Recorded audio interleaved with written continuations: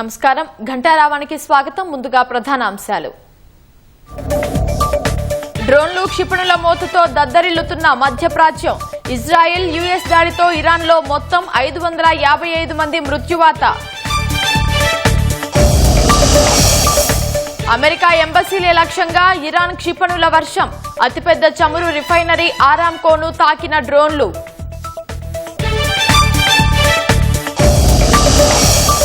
Netanyahu కార్యాలయంపై దాడి చేశామన్న Iran ప్రకటన. తప్పుడు ప్రచారమంటూ ఖండించిన ఇజ్రాయెల్.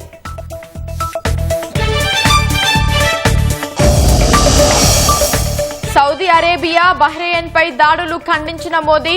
ఆ దేశాల్లో ఉన్న భారతీయుల గురించి ఆరా.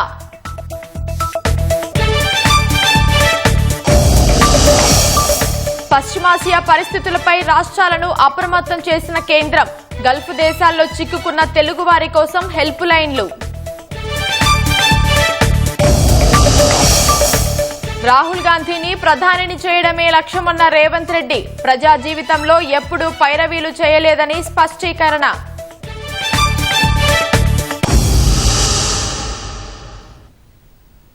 ఇరాన్ సుప్రీం లీడర్ ఖమేనీ హత్యకు ప్రతీకారంగా ఇరాన్ రెవల్యూషనరీ గార్డ్స్ ఎడతెరిపి లేకుండా ఇజ్రాయెల్ సహా మధ్యప్రాచ్యంలోని అమెరికా మిత్రదేశాలపై క్షిపణుల వర్షం కురిపిస్తోంది. ఇజ్రాయెల్లోని జెరూసలేంలో పలు క్షిపణులు పడ్డాయి. అటు కువైట్ పై ఇరాన్ తీవ్రంగా విరుచుకుపడింది. ఇక్కడి 2 అమెరికన్ మిలిటరీ బేస్లు, ఒక చమురు శుద్ధి కేంద్రంపై దాడులకు దిగింది. కువైట్లో 3 అమెరికన్ యుద్ధ విమానాలు ప్రమాదవశాత్తు కూలాయి. అటు ప్రపంచంలోనే అతిపెద్దదైన సౌదీ అరేబియాలోని ఆయిల్ రిఫైనరీపై ఇరాన్ డ్రోన్లు దాడులకి యత్నించాయి. బహ్రెయిన్, ఖతార్, యుఏఈలలో రోజంతా పేలుళ్ల మోతలు వినిపించాయి. Supreme leader Ayatollah Ali Khamenei హత్యకు ప్రతీకారంగా ఇజ్రాయెల్తో పాటు అమెరికా స్థావరాలున్న గల్ఫ్ దేశాలపై ఇరాన్ ప్రతీకార దాడులు కొనసాగుతున్నాయి. టెల్ అవీవ్లో ఇజ్రాయెల్ ప్రధానమంత్రి నెతన్యాహు కార్యాలయాన్ని లక్ష్యంగా చేసుకున్నామని ఖైబర్ క్షిపణులు ప్రయోగించినట్లు ఇరాన్ రెవల్యూషనరీ గార్డ్ తెలిపింది. హైఫాలోని సైనిక స్థావరాలు, వైమానిక దళ కమాండర్ హెడ్ క్వార్టర్స్ లక్ష్యంగా చేసుకున్నట్లు వివరించింది. ఇజ్రాయిలీలంతా మిలిటరీ స్థావరాలకు దూరంగా వెళ్లిపోవాలని హెచ్చరించింది. ఇరాన్ సైన్యం ప్రకటనను ఇజ్రాయెల్ ఖండించింది. ఇదంతా దుష్ప్రచారం మాత్రమేనని స్పష్టత ఇచ్చింది. అయితే పలు ఇరాన్ క్షిపణులు జెరూసలంలో నష్టం కలిగించాయి. రోడ్లపై అనేక వాహనాలు ధ్వంసమయ్యాయి. హోర్ముజ్ జలసంధిలో 6వ ఓడను ఇరాన్ సముద్రంలో ముంచేసింది. హోర్ముజ్ జలసంధి గుండా ఏ ఓడ కూడా వెళ్లేందుకు అనుమతి లేదని తేల్చి చెప్పింది. కువైట్లోని అమెరికా రాయబార కార్యాలయం లక్ష్యంగా ఇరాన్ మిస్సైల్స్ ప్రయోగించగా అక్కడ దట్టమైన పొగలు కమ్ముకున్నాయి. కువైట్లోని 2 అమెరికన్ మిలిటరీ బేస్లను ఇరాన్ డ్రోన్లు దెబ్బకొట్టాయి. కువైట్ సిటీ సమీపంలోని మినా అల్ అహ్మదీ చమురు శుద్ధి కేంద్రంపై ఇరాన్ డ్రోన్ దాడిలో 2 కార్మికులకు గాయాలయ్యాయి. అక్కడ 3 అమెరికన్ యుద్ధ విమానాల్ని కూల్చామని ఇరాన్ తెలిపింది. తమ క్షిపణి దాడిలో F-15 ఫైటర్లు కూల్చామని పేర్కొంది. అయితే ప్రమాదవశాత్తు వాటిని కువైట్ రక్షణ దళాలే కూల్చేశాయని, ఇది ఫ్రెండ్లీ ఫైర్ విధానంలో జరిగిందని అమెరికా సెంట్రల్ కమాండ్ తెలిపింది. పైలట్లందరూ సురక్షితంగా బయటపడ్డారని పేర్కొంది. అమెరికా యుద్ధ నౌక USS అబ్రహీం లింకన్ ను కూల్చామన్న ప్రచారం కూడా అబద్దమని స్పష్టం చేసింది. ప్రపంచంలోనే అతిపెద్దదైన సౌదీ అరేబియాలోని ఆరామ్కో చమురు శుద్ధి కేంద్రంపై ఇరాన్ డ్రోన్లు దాడికి యత్నించాయి.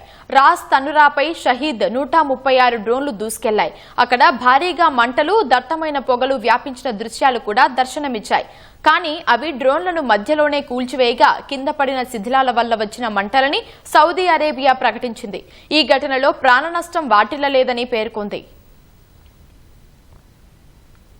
ఖతార్ రాజధాని దోహా, యుఏఈ రాజధాని అబుదాబిలో పేలుళ్ల శబ్దాలు వినిపించాయి. తమ ఇంధన సదుపాయాలను ఇరాన్ డ్రోన్లు ఢీకొట్టినట్లు ఖతార్ వెల్లడించింది.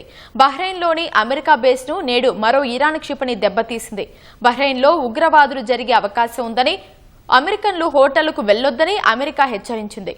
అటు ఇరాన్ అనుకూల సాయుధులు ఇరాక్లోని బాగ్దాద్ విమానాశ్రయంలో అమెరికా దళాలను లక్ష్యంగా చేసుకుని డ్రోన్ దాడి చేశాయి.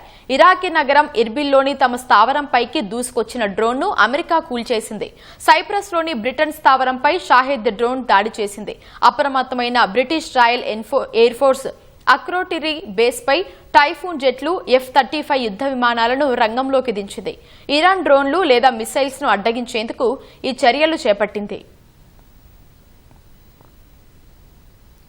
ఒమన్లోని ఓడరేవుపై ఇరాన్ క్షిపణి తాకింది. ఇక్కడి ఆయిల్ ట్యాంకర్ పై జరిగిన దాడిలో ఒక భారతీయుడు చనిపోయాడని ఒమన్ తీరగస్తీ దళం ప్రకటించింది. అయితే ఒమన్ పై దాడి చేయాలనుకోలేదని, లక్ష్యాల విషయంలో జాగ్రత్తగా ఉండాలని ఇరాన్ తమ సైన్యానికి తెలిపినట్లు ఇరాన్ విదేశాంగ మంత్రి తెలిపారు. IRGCకి ఖమేనీ చీఫ్ గా ఉండేవారని, ఇప్పుడు ఆయన లేకపోవడంతో అది పూర్తి స్వాతంత్రంగా కొనసాగుతోందని పేర్కొన్నారు. యుద్ధం తొలి రోజే ఇరాన్ రక్షణ మంత్రి అమీర్ నజీర్ జాదే మృతి చెందగా, తాజాగా ఆయన స్థానంలో జనరల్ సయ్యద్ మాజిద్ ఇబ్న్ అల్ రెజాన్ ను అధ్యక్షుడు మసౌద్ పెజెష్కియాన్ నియమించారు.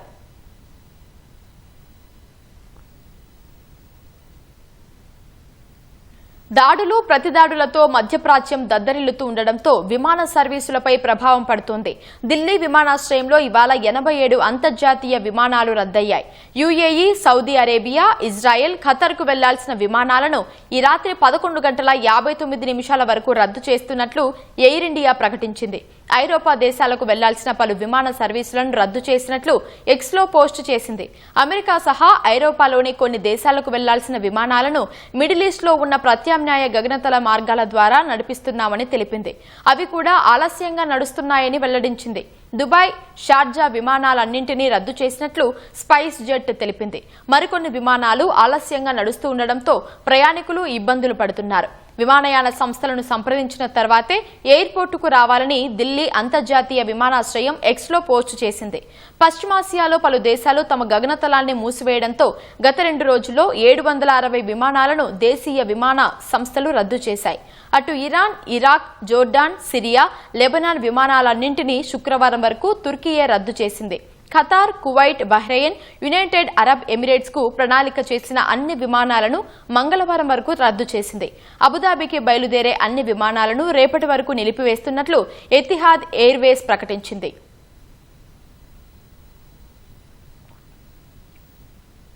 లెబనాన్లో హెజ్బొల్లా మిలిటెంట్ సంస్థ స్థావరాలపై ఇజ్రాయెల్ భీకర దాడులు చేపట్టింది.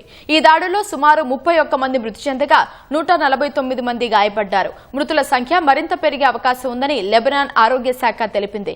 ఇరాన్ సుప్రీం లీడర్ ఖమేనీ మృతికి ప్రతీకారంగా హెజ్బొల్లా మిలిటెంట్ సంస్థ ఇజ్రాయెల్లోని హైఫా నగరం దిశగా క్షిపణులను ప్రయోగించింది. దీంతో ఇజ్రాయెల్ లెబనాన్పై ప్రతిదాడులు చేసింది.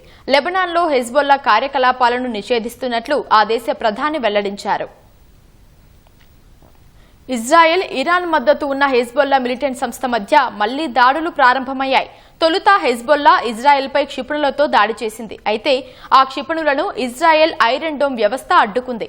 ఖమేనీ మృతికి ప్రతీకారంగా ఇజ్రాయెల్పై దాడులు చేపట్టామని హెజ్బొల్లా తెలిపింది. మధ్యప్రాచ్యంలో అమెరికా, ఇజ్రాయెల్ దురాక్రమణకు పాల్పడుతున్నాయని ఆరోపించింది. హెజ్బొల్లా ప్రకటన విడుదల చేసిన గంటల వ్యవధిలో ఇజ్రాయెల్ వైమానిక దాడులు చేపట్టింది. రాజధాని బీరూట్ సహా శివారు ప్రాంతాలపై బాంబుల వర్షం కురిపించింది. ఫలితంగా పలు భవనాలు ధ్వంసమవగా కొన్ని మంటల్లో చిక్కుకున్నాయి. హెజ్బొల్లా ఆయుధ డిపోలను పేల్చివేశామని ఇజ్రాయెల్ సైన్యం ప్రకటించింది. మిలిటెంట్ల శిక్షణ, మౌలిక సదుపాయాలను ధ్వంసం చేశామని వెల్లడించింది. ఇక ముందు దాడులు కొనసాగిస్తామని, ప్రజలంతా సురక్షిత ప్రాంతాలకు తరలిపోవాలని సూచించింది. 18 పట్టణాల్లో హెజ్బొల్లా కార్యకలాపాలు విస్తృతంగా ఉన్నాయని, ఆయా గ్రామాల ప్రజలు బలవంతంగానైనా ఖాళీ చేయాలని ఇజ్రాయెల్ హెచ్చరికలు జారీ చేసింది. లెబనాన్ ప్రభుత్వాన్ని కాదని ఇరాన్కు మద్దతు తెలుపుతున్న హెజ్బొల్లా భారీ మూల్యం చెల్లించుకోక తప్పదని హెచ్చరించింది. ఈ నేపథ్యంలో హెజ్బొల్లా కార్యకలాపాలను నిషేధిస్తున్నట్లు లెబనాన్ ప్రధాని వెల్లడించారు. అటు ఇజ్రాయెల్ హెచ్చరికల నేపథ్యంలో అనేక మంది ఇతర ప్రాంతాలకు తరలి వెళ్తున్నారు. రహదారులు కార్లతో రద్దీగా మారాయి. ఇరాన్కు మద్దతుగా ఇజ్రాయెల్పై దాడులు చేయొద్దని హెజ్బొల్లాను లెబనాన్ ప్రభుత్వం కోరింది. మరో యుద్ధాన్ని తట్టుకునే శక్తి తమ దేశానికి లేదని లెబనాన్ ప్రధాని నవాఫ్ సలాం తెలిపారు. హెజ్బొల్లా వల్లే ఇజ్రాయెల్ తమపై దాడులు చేస్తోందని లెబనాన్ ప్రభుత్వ అధికార ప్రతినిధి వ్యాఖ్యానించారు. 2024లో ఇజ్రాయెల్ చేపట్టిన దాడుల నుంచి తమ ప్రజలు ఇంకా కోలుకోలేదని తెలిపారు. ఇజ్రాయెల్ జరిపిన దాడిలో ఖమేనీ అధికారిక నివాసం పూర్తిగా ధ్వంసమైంది. ఉపగ్రహ చిత్రాల్లో అది స్పష్టంగా కనబడుతోంది. ఇరాన్ సైనిక స్థావరాలు కూడా నామరూపాలు లేకుండా పోయాయి. ఇజ్రాయెల్, అమెరికాలు కలిసి శక్తివంతమైన ఆయుధాలతో దాడి చేయడంతో ప్రమాద తీవ్రత అధికంగా ఉంది. ఈ దాడిలో సుమారు 555 మంది ఇరాన్ పౌరులు మృతి చెందారు. ఇప్పటి వరకు 131 కౌంటీలపై దాడులు జరిగాయని క్రెసెంట్ సొసైటీ వెల్లడించింది. మధ్యప్రాచ్యంలో కొనసాగుతున్న యుద్ధం ప్రపంచ ఆర్థిక వ్యవస్థను తీవ్ర భయాందోళనలకు గురిచేస్తోంది. అమెరికా, ఇజ్రాయెల్ దాడుల నేపథ్యంలో ప్రపంచ చమురు రవాణాకు అత్యంత కీలకమైన హోర్ముజ్ జలసంధిని ఇరాన్ మూసివేసింది. ఫలితంగా ఆ మార్గం గుండా వాణిజ్య నౌకల రాకపోకలు దాదాపుగా నిలిచిపోయాయి. దీని ప్రభావంతో ముడి చమురు ధరలు ఆకాశాన్ని తాకే ప్రమాదం ఉందని నిపుణులు హెచ్చరిస్తున్నారు. పరిస్థితి ఇలాగే కొనసాగితే రాబోయే రోజుల్లో ఏం జరగనుంది? భారత్పై దీని ప్రభావం ఎలా ఉండబోతోంది? ఈ ప్రత్యేక కథనంలో చూద్దాం. ఇరాన్పై అమెరికా, ఇజ్రాయెల్ దాడులు చేసిన తర్వాత మధ్యప్రాచ్యంలో ఉద్రిక్తతలు తారాస్థాయికి చేరాయి. హెర్మోజ్ జలసంధి సమీపంలో 3 నౌకలపై దాడులు జరిపిన ఇరాన్ ఆ మార్గంలో వెళ్లొద్దని వాణిజ్య నౌకలను హెచ్చరించింది. బీమా సంస్థలు కూడా తమ కవరేజీని ఉపసంహరించుకోవడంతో ట్యాంకర్ల కదలికలు పూర్తిగా నిలిచిపోయాయి. ప్రపంచ చమురు సరఫరాలు 15%, ఎల్ఎన్జీ సరఫరాలు 20% ఈ సన్నని జలసంధి గుండానే రవాణా అవుతుంది. దీని మూసివేతతో ఇప్పుడు ప్రపంచ మార్కెట్లకు భారీ షాక్ తగిలింది. ఓపెక్, దాని మిత్ర దేశాల దగ్గర అదనపు చమురు నిల్వలు ఉన్నప్పటికీ ఈ మార్గం మూసుకుపోవడం వల్ల వాటిని ఎగుమతి చేసే అవకాశం లేదు. ఈ పరిణామాలతో అంతర్జాతీయ మార్కెట్లో ముడి చమురు ధరలు ఒక్కసారిగా భగ్గుమన్నాయి. బ్రెంట్ క్రూడ్ ధర 8% పైగా ఎగబాకి బ్యారెల్కు $78.72 చేరుకుంది. యుఎస్ ట్రేడెడ్ ఆయిల్ ధర సైతం 7.6% పెరిగి $72.20 చేరింది. అయితే వాణిజ్య నౌకల రాకపోకలు త్వరగా పునరుద్ధరించకపోతే ముడి చమురు ధర త్వరలోనే బ్యారెల్కు $100 దాటడం ఖాయమని ఇంధన కన్సల్టెన్సీ సంస్థ వుడ్ మెకన్జీ స్పష్టం చేశారు. రష్యా ఉక్రెయిన్ యుద్ధం ప్రారంభం దశలోనూ చమురు ధరలు $125 చేరిన విషయాన్ని గుర్తు చేసింది. హెర్మూజ్ జలసంధి గుండా చమురు మాత్రమే కాకుండా ఎల్ఎన్జీ సరఫరా కూడా నిలిచిపోవడం ప్రపంచ గ్యాస్ మార్కెట్లను కూడా కుదిపేస్తోంది. 2025లో సుమారు 81 మిలియన్ టన్నుల ఎల్ఎన్జీ ఈ మార్గం గుండానే రవాణా అయ్యింది. ప్రస్తుతం ఆ జలసంధి మూసివేయడం వల్ల అందుబాటులో ఉన్న కొద్దిపాటి గ్యాస్ నిల్వలనే వాడుకోవాల్సి ఉంది. ఫలితంగా కొద్దిపాటి గ్యాస్ నిల్వలు ఉన్న ఆసియా, ఐరోపా దేశాల మధ్య తీవ్ర పోటీ నెలకొనవచ్చని నిపుణులు హెచ్చరిస్తున్నారు. ఈ పరిస్థితిని 1970లో వచ్చిన మిడిల్ ఈస్ట్ ఆయిల్ ఎంబార్గోతో వారు పోలుస్తున్నారు. ఆనాడు చమురు ధరలు ఏకంగా 300% పెరిగాయి. ఇప్పుడు అంతటి దారుణమైన షాక్ తగలాలంటే చమురు ధరలు $200 దాటాల్సి ఉంటుందని చెబుతున్నారు. కానీ ప్రస్తుత మార్కెట్లో సరఫరా తగ్గిపోతుందన్న ఆందోళనలతో $100 మార్కును చేరుకోవడం మాత్రం సులువే అని నిపుణులు అంచనా వేస్తున్నారు. హెర్మూజ్ జలసంధి మూసివేతతో ఏర్పడ్డ ఈ సంక్షోభం భారత్పై కూడా పెను ప్రభావాన్ని చూపనుంది. రోజుకు 5.5 మిలియన్ బ్యారెళ్ల మేర వినియోగిస్తూ భారత్ ప్రపంచంలోనే 3వ అతిపెద్ద చమురు కొనుగోలుదారుగా ఉంది. అందులో 1.5 నుంచి 2 మిలియన్ చమురు బ్యారెళ్ల వరకు హెర్మూజ్ జలసంధి నుంచే వస్తోంది. తాజా పరిణామాలతో ముడి చమురు అవసరాల్లో దాదాపు 88% దిగుమతులపైనే ఆధారపడుతున్న భారత్కు దిగుమతుల ధరలు భారీగా పెరగనున్నాయి. ఫలితంగా దేశంలో పెట్రోల్, డీజిల్ ధరలు పెరిగి తీవ్రమైన ఇంధన ద్రవ్యోల్బణం ఏర్పడే ప్రమాదముంది.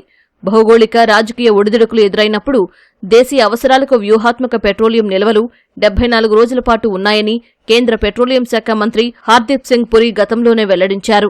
ప్రస్తుతం సౌదీ అరేబియా, ఇరాక్ వంటి దేశాలు పైప్లైన్ల ద్వారా ప్రత్యామ్నాయ మార్గాల్లో కొంత చమురు ఎగుమతులు చేసే అవకాశాలు ఉన్నాయి. కానీ హెర్మూజ్ జలసంధి మూసివేత వల్ల కలిగే భారీ నష్టాన్ని అవి ఏమాత్రం భర్తీ చేయలేవని నిపుణులు తేల్చి చెప్పారు. మధ్యప్రాచ్యంలో సంక్షోభం త్వరగా సమసిపోకపోతే ప్రపంచ ఆర్థిక వ్యవస్థకు అంత మంచిది కాదని అభిప్రాయపడుతున్నారు. పశ్చిమాసియాలో యుద్ధ వాతావరణం తారాస్థాయికి చేరుకోవడంతో కేంద్ర హోంశాఖ హెచ్చరికలు జారీ చేసింది. మధ్యప్రాచ్యంలో నెలకొన్న ఉద్రిక్తతల దృష్ట్యా దేశంలో మతపరమైన గొడవలకు దారితీయకుండా అత్యంత అప్రమత్తంగా ఉండాలని అన్ని రాష్ట్ర ప్రభుత్వాలకు కేంద్ర హోంశాఖ లేఖ రాసింది. ఖమేనీ మృతికి వ్యతిరేకంగా దేశంలో అల్లర్లు చెలరేగే అవకాశం ఉందని, దీనిపై ఖచ్చితమైన నిఘా ఉంచాలని లేఖలో పేర్కొంది. మతపరమైన ప్రార్థనలు లేదా సభల ద్వారా ప్రజలను రెచ్చగొట్టే ప్రచారాల పట్ల అప్రమత్తంగా ఉండాలని హోంశాఖ ఆదేశించింది. రాష్ట్ర పోలీసు యంత్రాంగం, ఇంటెలిజెన్స్ విభాగాలు పరస్పరం సహకరించుకుంటూ ముందస్తు జాగ్రత్తగా చర్యలు తీసుకోవాలని స్పష్టం చేసింది. Iran supreme leader ఐతుల్లా Ali Khamenei మృతికి వ్యతిరేకంగా పలు రాష్ట్రాల్లో ఆందోళనలు జరిగాయి. ఈ నేపథ్యంలోనే కేంద్ర హోంశాఖ ఈ ఆదేశాలు జారీ చేసింది. మధ్యప్రాచ్యంలో దాడుల నేపథ్యంలో ఆయా దేశాల్లో ఉన్న భారతీయులు అధైర్యపడవద్దని సంక్షేమ శాఖ మంత్రి అడ్లూరి లక్ష్మణ్ కుమార్ అన్నారు. ఉపాధి కోసం గల్ఫ్ దేశాలకు వలస వెళ్లిన రాష్ట్రవాసులు ధైర్యంగా ఉండాలని సూచించారు. కేంద్ర, రాష్ట్ర ప్రభుత్వాలు ఎప్పటికప్పుడు ప్రస్తుత పరిస్థితులను నిశితంగా గమనిస్తున్నాయని తెలిపారు. ఇరాన్లో ఉన్న భారతీయుల యోగక్షేమాల కోసం రాష్ట్ర ప్రభుత్వం తరఫున ప్రత్యేక సెల్ ఏర్పాటు చేయాలని సీఎం రేవంత్ రెడ్డిని కోరినట్లు మంత్రి లక్ష్మణ్ కుమార్ చెప్పారు. ఎవరు అధైర్యపడద్దు. ప్రభుత్వం అన్ని విధాలు కూడా అప్రమత్తంగా ఉన్నది. ఈ యుద్ధానికి సంబంధించిన అనేక అంశాల్లో కూడా ఎప్పటికప్పుడు బయటి దేశాల్లో జరిగినటువంటి ఏదైతే ఉధృతమైన వాతావరణం ప్రజలను ఆందోళన పడద్దు. ఎందుకంటే ప్రభుత్వం, కేంద్ర ప్రభుత్వం కానీ ఇట్లా రాష్ట్ర ప్రభుత్వం గౌరవ ముఖ్యమంత్రి రేవంత్ రెడ్డి గారు మీ కుటుంబాలకు బయట దేశంలో ఎవరైతే జీవనోపాధి కోసం కానీ ఎప్పటికప్పుడు రాష్ట్ర ప్రభుత్వం సెల్ ఏర్పాటు చేసి అన్ని విధాలు కూడా రాష్ట్ర ప్రభుత్వం, కేంద్ర ప్రభుత్వం ఎప్పటికప్పటికి మీకు యోగక్షేమాల విషయంలో కానీ మీకు ఇబ్బందుల విషయంలో కానీ ప్రభుత్వం అన్ని విధాలు అండగా ఉంటుంది. మొత్తం ఎంటైర్ బెల్ట్ వరకు ఉన్నటువంటి మా బయట దేశాల అందరి కుటుంబ సభ్యులంతా కూడా మీరు ఎవరు ఆందోళన పడదు. ఇరాన్, ఇజ్రాయెల్, అమెరికా మధ్య జరుగుతున్న యుద్దం ప్రభావంతో స్టాక్ మార్కెట్లు భారీగా నష్టపోయాయి. ముడి చమురు ధరలు పెరగడం, రూపాయి విలువ ఏకంగా 42 పైసలు పతనమై 91 రూపాయల 50 పైసలకు పడిపోవడం మార్కెట్లపై ప్రతికూల ప్రభావం చూపింది. క్రితం ముగింపు కంటే 2743 పాయింట్ల భారీ నష్టంతో 78,544 పాయింట్ల వద్ద ఈ ఉదయం బీఎస్సీ సూచీ ప్రారంభమైంది. ప్రారంభ స్థాయే కనిష్ట స్థాయి కాగా ఆద్యంతం సూచీ తీవ్ర హెచ్చుతగ్గులకు లోనైంది. ఈ క్రమంలో తగ్గిన ధరల వద్ద మదుపరులు కొనుగోళ్లకు దిగడంతో సెన్సెక్స్ 80,632 పాయింట్ల గరిష్ట స్థాయిని తాకింది. మళ్లీ అమ్మకాల ఒత్తిడితో పతనమైన సూచీ చివరకు 80,239 పాయింట్ల వద్ద స్థిరపడింది. జాతీయ స్టాక్ ఎక్స్చేంజ్ సూచీ నిఫ్టీ 313 పాయింట్ల నష్టంతో 24,866 వద్ద ముగిసింది. రాహుల్ గాంధీని ప్రధానమంత్రి చేయడమే లక్ష్యంగా ప్రతి ఒక్కరూ పనిచేయాలని సీఎం రేవంత్ రెడ్డి అన్నారు. పార్టీలో కష్టపడి పనిచేసిన వాళ్లకు ఫలితం తప్పనిసరిగా ఉంటుందని కాంగ్రెస్ అగ్రనేత రాహుల్ గాంధీ వెల్లడించారు. వికారాబాద్లో జరిగిన తెలుగు రాష్ట్రాల డీసీసీ అధ్యక్షుల శిక్షణా శిబిరం ముగింపు కార్యక్రమంలో రాహుల్ గాంధీ పార్టీ సిద్ధాంతాలపై దిశానిర్దేశం చేశారు. వికారాబాద్ శిక్షణా శిబిరం వేదికగా పార్టీ శ్రేణులకు కాంగ్రెస్ అగ్రనేత రాహుల్ గాంధీ కీలక దిశానిర్దేశం చేశారు. కష్టపడి పనిచేసిన వారికి తగిన గుర్తింపుతో పాటు సముచిత పదవులు దక్కుతాయని స్పష్టం చేశారు. కేంద్రంలో మోదీ సర్కార్ తీసుకుంటున్న ప్రజా వ్యతిరేక విధానాలను ప్రజల్లోకి తీసుకెళ్లాలని డీసీసీ అధ్యక్షులకు సూచించారు. సామాజిక అంశాలపై దృష్టి సారించి పార్టీని బలోపేతం చేయాల్సిన బాధ్యత డీసీసీలపై ఉందని దిశానిర్దేశం చేశారు. పార్టీ బలోపేతానికి తీసుకోవాల్సిన చర్యలపైన తెలుగు రాష్ట్రాల రాజకీయ వ్యవహారాల కమిటీ సభ్యులతోనూ కాంగ్రెస్ అగ్రనేత సమాలోచనలు జరిపారు.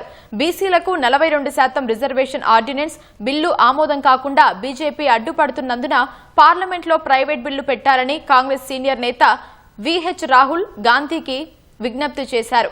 ప్రపంచంలో వివిధ దేశాల మధ్య జరుగుతున్న యుద్ధ పరిస్థితులను రాహుల్ ప్రస్తావించినట్లు పార్టీ వర్గాలు తెలిపాయి. అంతకుముందు ఢిల్లీ నుంచి శంషాబాద్ కు వచ్చిన రాహుల్ కు ముఖ్యమంత్రి రేవంత్ రెడ్డి, మంత్రులు, సీనియర్ నాయకులు ఘనస్వాగతం పలికారు.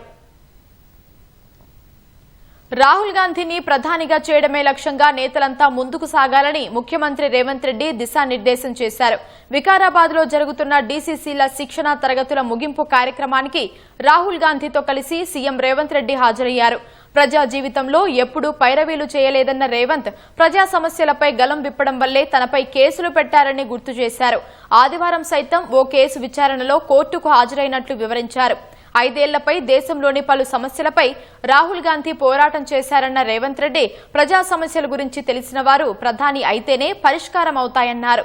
కార్యక్రమంలో భాగంగా ఒక్కో డీసీసీ అధ్యక్షుల కుటుంబాలతో కలిసి రేవంత్ రెడ్డి ఫోటోలు దిగారు.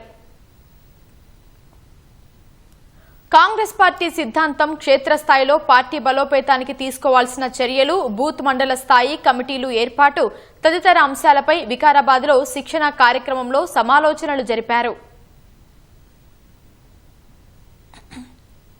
వ్యవసాయ యాంత్రీకరణ పథకం కింద రాయితీపై రైతులకు డ్రోన్ల పంపిణీ చేయాలని అధికారులని మంత్రి తుమ్మల నాగేశ్వరరావు ఆదేశించారు. వ్యవసాయ యాంత్రీకరణ వేగవంతానికి submission on agricultural mechanisation SMAM పథకం కింద వ్యవసాయ యంత్రాలు, పనిముట్లు రాయితీపై అందిస్తామని తెలిపారు. ఇప్పటికే చిన్న, సన్నకారు సహా వివిధ వర్గాలకు యంత్రాలు అందిస్తున్న ప్రభుత్వం రైతుల కోరిక మేరకు ఆధునిక సాంకేతిక వ్యవసాయాన్ని ప్రోత్సహించే దిశగా వ్యవసాయ డ్రోన్లు రాయితీపై అందించాలని నిర్ణయం తీసుకున్నట్లు ప్రకటించారు. తొలి దశలో ప్రతి జిల్లాకి 10 చొప్పున వ్యవసాయ డ్రోన్లు 40% రాయితీపై గరిష్టంగా 4 లక్షల రూపాయల వరకు వ్యవసాయ ఉత్పత్తిదారుల సంఘాలు, ప్రాథమిక వ్యవసాయ సహకార పరపతి సంఘాలకు అందించాలని నిర్ణయించినట్లు చెప్పారు. పామాయిల్ సాగు ప్రోత్సహిస్తూనే ఉద్యానవన పంటల అభివృద్ధికి పసుపు ఉడకబెట్టే యంత్రాలు, పసుపు పాలిషింగ్, ఆయిల్ పంప్ కోతకు టెలిస్కోపిక్ హార్వెస్టింగ్ పోల్, ఇతర ఉద్యానవన పంటల కోత పరికరాలు రాయితీ పథకంలో చేర్చినట్లు తుమ్మల వివరించారు. ఈ పథకానికి సంబంధించి అర్హతలు, రాయితీ శాతం, దరఖాస్తు విధానం వంటి వివరాలు జిల్లా వ్యవసాయ కార్యాలయాల్లో అందుబాటులో ఉంటాయని మంత్రి తుమ్మల చెప్పారు. ముఖ్యమంత్రి రేవంత్ రెడ్డి పేదల జోలికి వస్తే తాము బుల్డోజర్లు తీసుకుని అక్రమాలకు పాల్పడుతున్న పెద్దోళ్ల మీదకి వెళ్తామని కేంద్ర మంత్రి బండి సంజయ్ హెచ్చరించారు. కాంగ్రెస్ పార్టీ చేస్తున్న అరాచకాలను గుండెపై చేయి వేసుకుని ఆలోచించి ముందుకు సాగాలని సూచించారు. 15 రోజుల క్రితం బాన్సువాడలో జరిగిన కలహాల్లో జైలుకు పోయిన బాధితుల కుటుంబాలను కేంద్ర మంత్రి సంజయ్ పరామర్శించారు. బాన్సువాడ ఘటనలో సంబంధం లేని వ్యక్తులపై కేసులు నమోదు చేశారని బండి సంజయ్ మండిపడ్డారు. అంతకుముందు ఓ ప్రైవేటు హోటల్లో 10 జిల్లాల ముఖ్య కార్యకర్తలతో సమావేశం నిర్వహించారు. రాష్ట్రంలో రాచరికపు పాలన సాగుతుందని, ఓవైపు ఇల్లు, మరోవైపు గుళ్ళు కూల్చుతున్నారని ధ్వజమెత్తారు. మూసీ నది వద్ద గాంధీ విగ్రహం కోసం పేదల ఇల్లు కూల్చడం వల్ల మహాత్మాగాంధీ ఆత్మ సైతం క్షోభిస్తుందని వ్యాఖ్యానించారు. అన్యాయాలను ప్రశ్నిస్తే దాడులకు దిగుతున్నారని ఆగ్రహం వ్యక్తం చేసిన సంజయ్ పునరావృతమైతే ప్రతిఘటన తప్పదని హెచ్చరించారు. ఉద్యోగుల భవిష్య నిధి ఖాతాల్లో నిల్వలపై వడ్డీ రేటు ఖరారైంది. 2025-26 ఆర్థిక సంవత్సరానికి గాను 8.25% వడ్డీ రేటునే కొనసాగించాలని EPFO నిర్ణయించింది. ఈ మేరకు కేంద్ర కార్మిక శాఖ మంత్రి మన్సుఖ్ మాండవీయ నేతృత్వంలో జరిగిన central board of trustees CBT సమావేశంలో నిర్ణయం తీసుకున్నారు. CBT ఖరారు చేసిన ఈ వడ్డీ రేటు ఆమోదం కోసం కేంద్ర ఆర్థిక శాఖకు పంపనున్నారు. ప్రభుత్వం నుంచి ఆమోదం వచ్చిన తర్వాత వడ్డీ రేటును EPFO అధికారికంగా నోటిఫై చేస్తుంది. ఆ తర్వాత వడ్డీ మొత్తాన్ని EPFO 7 కోట్ల చందాదారుల ఖాతాల్లో జమ చేస్తుంది. 2024-25 ఆర్థిక సంవత్సరానికి కూడా ఇదే వడ్డీ రేటును EPFO కొనసాగించింది. స్వగ్రామం నాగర్ కర్నూలు జిల్లా బల్మూరు మండలం తుమ్మన్పేటలో విరోజ్ జంట సందడి చేసింది. ఇటీవలే రాజస్థాన్ ఉదయ్పూర్లో వివాహ బంధంతో ఒకటైన విజయ్ దేవరకొండ, రష్మిక దంపతులు కొత్తగా నిర్మించిన ఫామ్ హౌస్లో సత్యనారాయణ వ్రతం చేసి పెళ్లి విందు చేశారు. వివాహ బంధంతో ఒక్కటైన విజయ్ దేవరకొండ, రష్మిక దంపతులు నాగర్ కర్నూలు జిల్లాలో సందడి చేశారు. 32 తర్వాత సొంతూరు తుమ్మన్పేటకు విజయ్ రావడంతో గ్రామంలో సంబరాలు అంబరాన్నంటాయి. ఇటీవలే రాజస్థాన్ ఉదయ్పూర్లో పెళ్లి చేసుకున్న విజయ్ దేవరకొండ, రష్మికకు స్థానికులు ఆత్మీయంగా ఆహ్వానం పలికారు. నూతన వధువరులకు సంప్రదాయ పద్ధతుల్లో డప్పు వాయిద్యాలతో ఘన స్వాగతం పలికారు.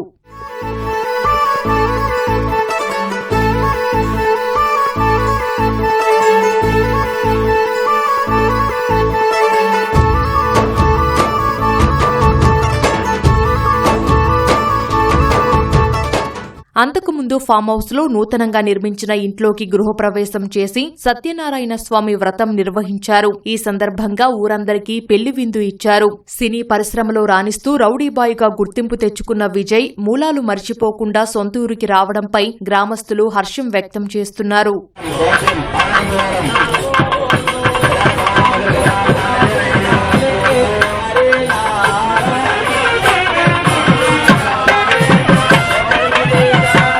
సొంతూరితో అనుబంధాన్ని గుర్తు చేసుకున్న విజయ్ దేవరకొండ భావోద్వేగానికి గురయ్యారు. ఇక నుంచి తరచూ ఊరొస్తామన్న ఆయన దేవరకొండ ఫౌండేషన్ ద్వారా విద్యార్థులకు స్కాలర్షిప్ అందిస్తామని ప్రకటించారు. 9th and 10th క్లాస్ పిల్లలు ఎవరికి ఫస్ట్ ర్యాంక్, సెకండ్ ర్యాంక్ వచ్చినా ఒక స్కాలర్షిప్ స్టార్ట్ చేస్తున్నాం. ఈ ఇయర్ నుంచి అచ్చంపేట్ డివిజన్ లో 44 స్కూళ్లలో స్టార్ట్ చేస్తున్నాం. అది ఐడెంటిఫై చేశారు. ఇది తొందరగా నాగర్ కర్నూలు డిస్ట్రిక్ట్ వరకు తీసుకెళ్లి అది ఇంకా తెలంగాణ కవర్ చేసి ఇంకా మొత్తం పెంచుతూ వెళ్ళాలి. కానీ ఫస్ట్ అచ్చంపేట్ డివిజన్ నుంచి స్టార్ట్ చేస్తున్నాం. విజయ్ రష్మికతో కలిసి ఫామ్ హౌస్ లో దిగిన ఫోటోలు సామాజిక మాధ్యమాల్లో వైరల్ గా మారాయి. ఈ నెల 4న హైదరాబాద్ లో జరిగే గ్రాండ్ రిసెప్షన్ వేడుకకు ఇప్పటికే ప్రముఖ రాజకీయ నాయకులు, సినీ తారలను వీరోష్ జంట ఆహ్వానించింది.